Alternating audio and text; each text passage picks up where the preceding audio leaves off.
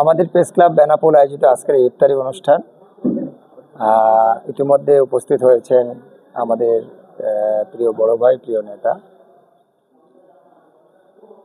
বেনাপোল পৌর বিএনপির সংগ্রামী সাধারণ সম্পাদক আবু তাহের ভারত সহ সম্মানিত নেতৃবৃন্দ, সম্মানিত সাংবাদিকবৃন্দ, সবাইকে আমার ব্যক্তিগত পক্ষ থেকে, আমার দলের পক্ষ থেকে রমজানের শুভেচ্ছা এবং ঈদের অগ্রিম শুভেচ্ছা জানাচ্ছি।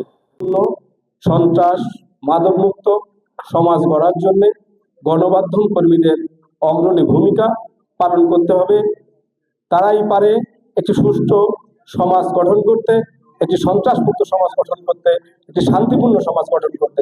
তাই আপনাদের কাছে আহ্বান, আপনারা লেখনীর মাধ্যমে একটি সন্ত্রাস মুক্ত সমাজ, মাদক মুক্ত সমাজ গড়ে তুলবেন, এই আশাবাদ ব্যক্ত করে আমি আমার বক্তব্য শেষ করছি। খোদা হাফেজ, সবাইকে ধন্যবাদ।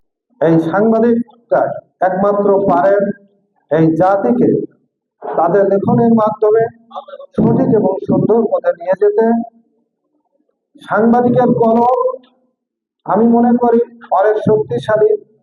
তাই আমি সাংবাদিক ভাইদেরকে বলতে চাই, আপনারা আপনাদের সুন্দর গঠনমূলক লেখনের মাধ্যমে এই জাতি, এই দেশকে আপনারা সঠিক পথে পরিচালনা করতে পারেন। আমি এই ধরনের লক্ষ্য করি, অনেক সাংবাদিক ভাইয়েরা ইতিবাচক লেখার থেকে নেতিবাচক লেখায় পছন্দ করেন বেশি। যা ইতিবাচক নেতিবাচক দুটোই থাকবে, কিন্তু একটি কথা মনে রাখতে হবে, যেটা সত্য এবং বস্তুনিষ্ঠ সংবাদ, এটা প্রেরণ করলে জাতির জন্য, দেশের জন্য, এদেশের প্রশাসনের জন্য কিন্তু সুবিধা হয়। সৌভাগ্য হয়, মানে ছাড়া ছাড়া ভাবে বিভিন্ন ফোরামে আমার সাথে অনেকেরই দেখা হয়েছে, অনেক মুখ আমার পরিচিত, কিন্তু এক ফোরামে এতজনকে নিয়ে আমার কথা হয়নি।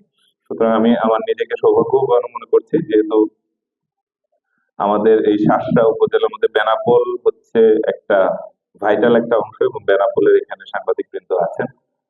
তো আমার পূর্ববর্তী বক্তা বলে গেলেন যে সাংবাদিকরা আমাদের দেশের জন্য কতটা গুরুত্বপূর্ণ। আমরা জানি যে সাংবাদিক আমাদের সংবাদ মাধ্যমকে ফিফথ কলাম বলা হয়। সুতরাং বস্তুনিষ্ঠ আজান দিচ্ছে না, তো আমি আর কথা বাড়াচ্ছি না। সবাইকে ধন্যবাদ জানাচ্ছি, শুভেচ্ছা জানাচ্ছি, এবং আপনারা আন্তরিকভাবে নিজ নিজ দায়িত্ব পালন করবেন সেই শুভকামনা জানাচ্ছি।